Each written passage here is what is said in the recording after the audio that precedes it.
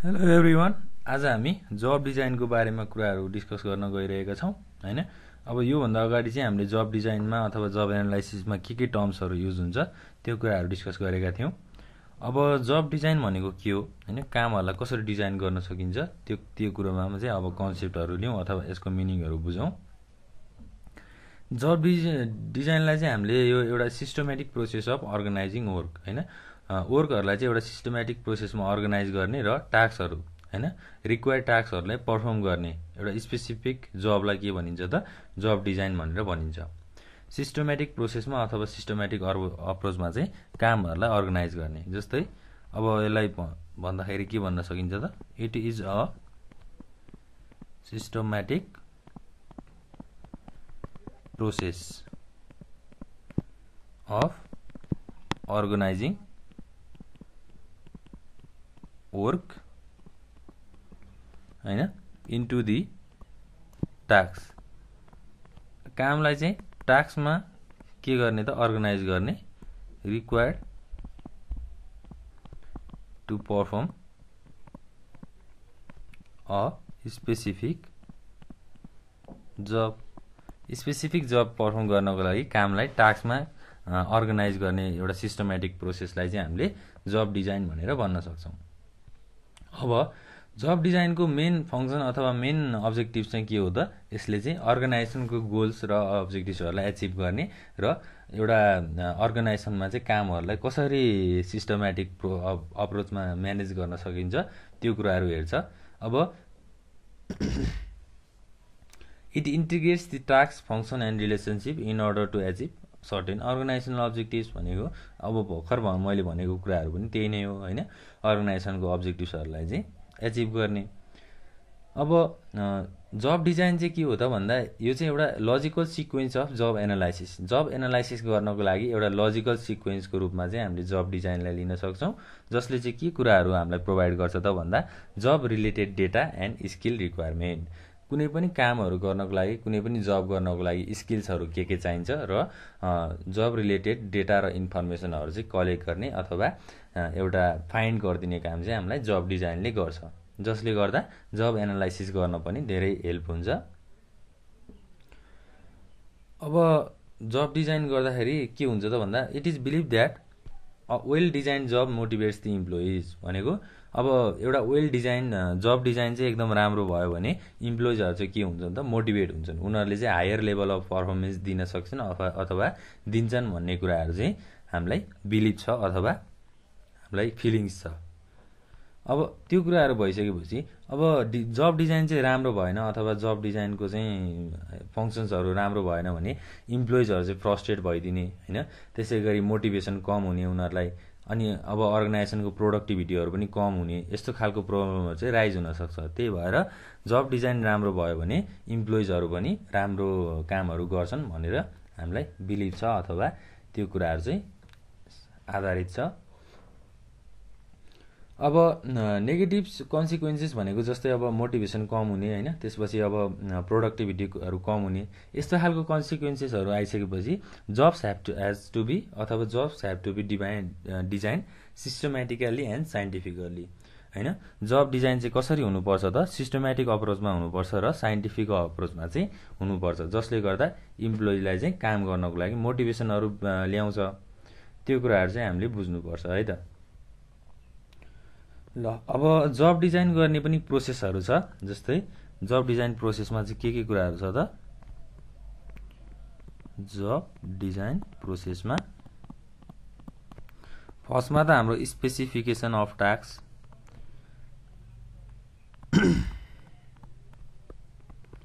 टास्कको स्पेसिफिकेसनहरू, त्यसै गरी combination of task into jobs भनेको टास्कलाई चाहिँ जबमा कसरी कम्बाइन गर्ने भन्ने कुराहरू छ। त्यसै गरी स्पेसिफिकेसन अफ मेथड्स, अब मेथड्सहरूलाई चाहिँ कसरी स्पेसिफाई गर्ने, यो कुराहरू चाहिँ एउटा के हो त जब डिजाइनको चाहिँ प्रोसेसहरू।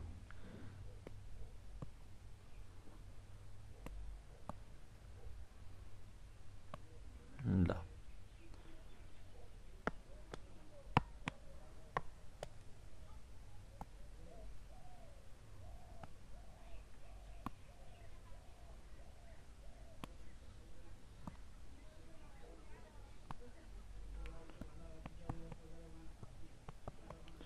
अब यो तीनटा कुराहरूलाई चाहिँ हामीले क्लियरली डिस्क्राइब गर्छौँ। जस्तै नम्बर 1 मा हाम्रो के आउँछ त स्पेसिफिकेसन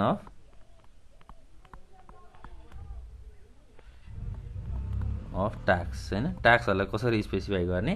जस्तै यो चाहिँ एउटा जब डिजाइनको फर्स्ट स्टेप हो अथवा पहिलो पाइला हो भनेर पनि हामीले भन्न सक्छौँ। अब फर्स्ट स्टेप त भने हामीले भन्यौँ हैन, job design under which the individual task is specified भनेको के भनेको छ त individual task is specified.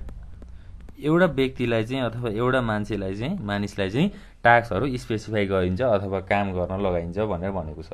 It means different task to be included in a job are categorize and specified.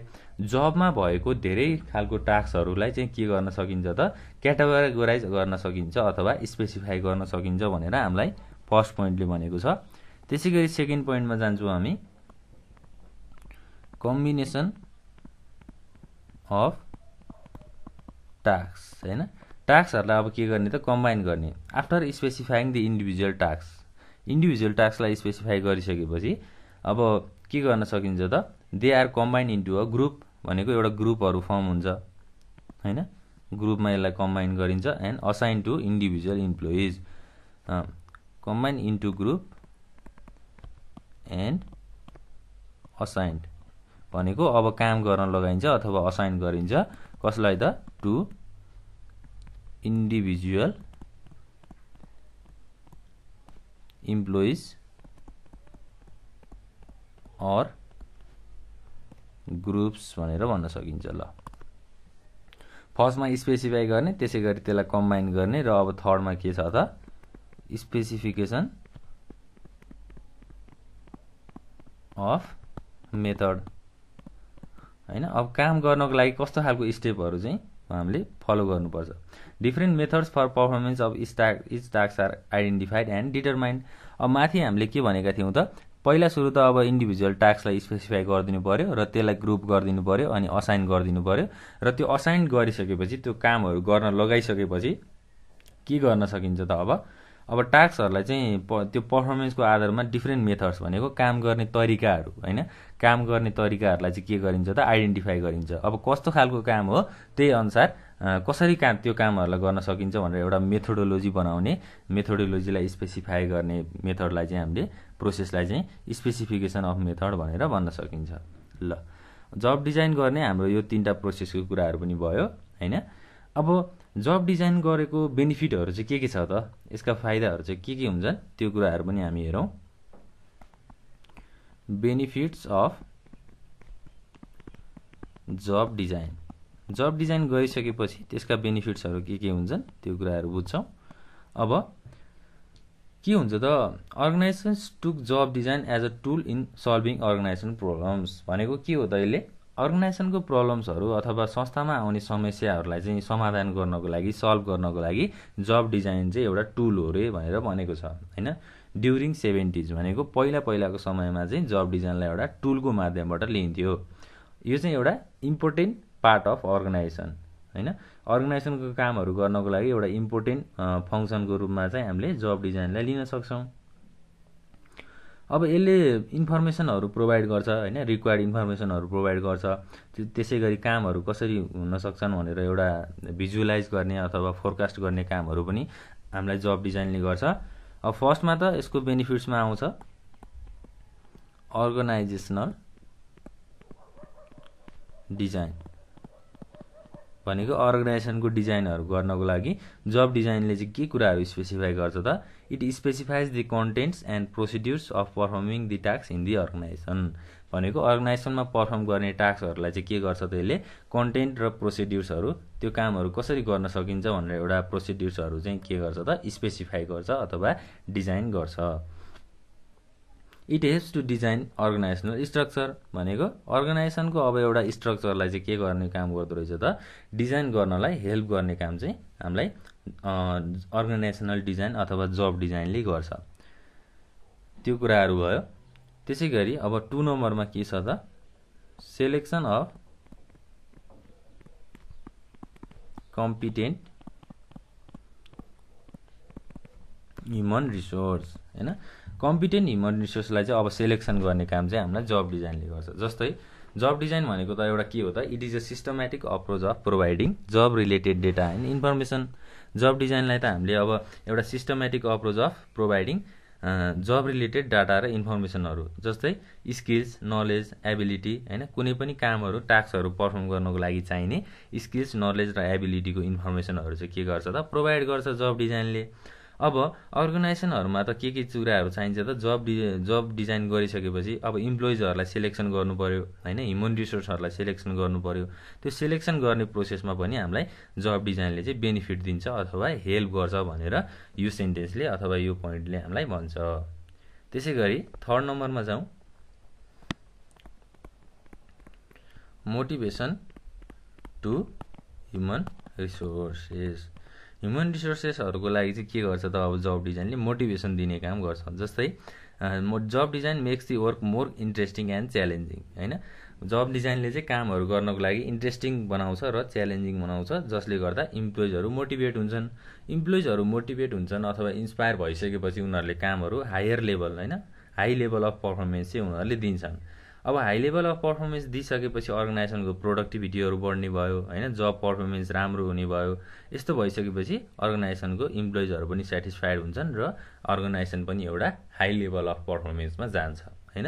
अर्गनाइजेसनले पनि आफ्नो के दिन सक्छ त, हाई लेभल अफ प्रोडक्टिभिटीहरू चाहिँ दिन सक्छ, आफ्नो प्रोडक्टिभिटीहरू बढाउन सक्छ। त्यसै गरी 4 नम्बरमा जाउँ, इन्भाइरोमेन्टल एडाप्टेसन हैन। अब इन्भाइरोमेन्टल एडाप्टेसन भनेको के हो त, अर्गनाइजेसन भनेको चाहिँ एउटा डाइनामिक इन्भाइरोमेन्टमा चाहिँ काम गरिरहेको हुन्छ हैन। Organization is operated in dynamic environment भनेको चेन्जिङ इन्भाइरोमेन्टहरूमा चाहिँ संस्थाले काम गरेको हुन्छ। Any change in the environmental forces can have direct impact on organizational performance भनेको संस्थाको काम अथवा पर्फर्मेन्सहरूमा चाहिँ इन्भाइरोमेन्टल चेन्जहरू आयो भने डाइरेक्ट इम्प्याक्ट पर्न सक्छ। त्यसैले systematic job design process tries to address the change that has occurred in organizational environment. अब त्यो अर्गनाइजेसनमा इन्भाइरोमेन्ट चेन्जहरू आयो भने जब डिजाइनले चाहिँ के कुराहरू हेल्प गर्छ त, यसले चाहिँ प्रब्लमहरूलाई चाहिँ एड्रेस गर्ने एउटा सिस्टमेटिक अप्रोचमा जाने र त्यो चेन्जहरूलाई चाहिँ अपनाउने काम अथवा त्यो चेन्जहरूलाई एड्रेस गरेर त्यही चेन्ज अनुसार चाहिँ कामहरू गर्न सकिन्छ भनेर इन्भाइरोमेन्टल एडाप्टेसनको कुराहरूले हामीलाई भनेको छ। त्यसै गरी अब 5th नम्बरमा हेर्दाखेरि के भन्न सकिन्छ त, लेबर रिलेसन हैन। लेबरहरूको रिलेसन भनेको काम गर्ने मान्छेहरूको चाहिँ रिलेसन के हुन्छ त, अब हार्मोनियस हुन्छ हैन। इम्प्लोइज र म्यानेजमेन्टको रिलेसन चाहिँ हार्मोनियस हुन्छ अथवा उनीहरूको राम्रो रिलेसन हुन्छ भन्न सकिन्छ। अब